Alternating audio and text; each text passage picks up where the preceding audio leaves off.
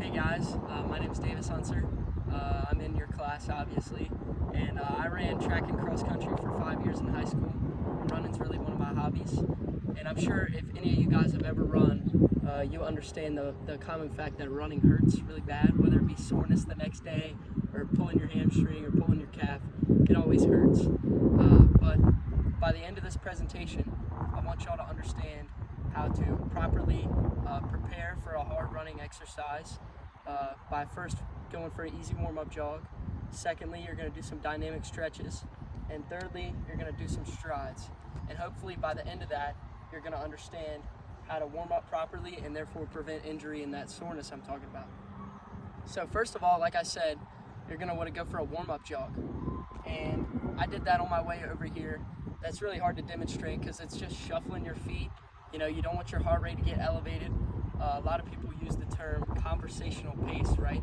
So what that means is you're not getting so out of breath and your heart rate's not so high that you are exerting yourself. What you want to do is get those muscles warm, and basically that's how we're going to move into the second step, which is, like I was saying, dynamic stretching. So the way I like to do my dynamic stretches is I like to pick out a place on the track, maybe 15 or 20 meters. So for example, here to that yellow cone down there is an excellent distance, right? So what I like to do is I start off slow with easy stuff, and I'll just walk along, maybe pull out my quad, and walk down to the cone, pulling out my quad, right? And then when I get down there, I turn around and come back, tugging on my hamstrings a little bit. And this is really the most variable step of the process, because you know, if you have an extra tight hamstring, you might want to do some like leg kicks back, down and back a few times to get extra loose. You know, basically you're trying to hit, you know, doing sweeps, you're trying to hit all the muscles in your legs to get them loose. All right, so after you do that, you want to start with some fast stuff.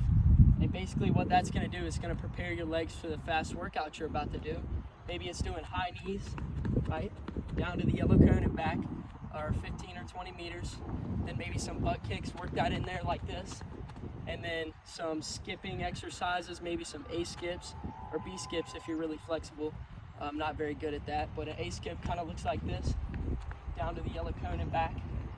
A few more things you could do is try to open up your body in a different plane of motion, because running is kind of just two-dimensional. Sometimes it can be nice to like shuffle to the side or do some karaoke's or something like that in order to open up your hips, because you know, having bad hips really sucks, especially when you're young like us. The final step of the process, like I said, is going to be strides, and these are pretty self-explanatory because you're just going to start off jogging and then you're going to ramp up your speed to about 85-90% of your total top end speed. So by the end of it, you should be running pretty hard, but you're not going to do it more than 50-60 meters. So basically I'm going to demonstrate that part real quick, if y'all will pay attention for the whole thing. So we're going to start off with a little jog and then kind of work up into the sprint.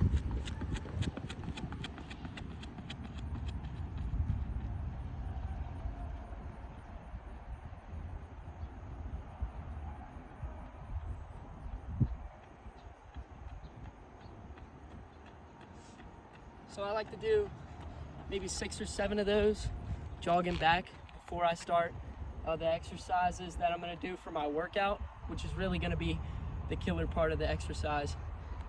So quick little recap: if you guys want to prevent injury, prevent soreness, or you want to run pain-free, make sure to remember all 3 steps with your warm-up jog, your dynamic stretching, and then your strides. Y'all have a great rest of your day.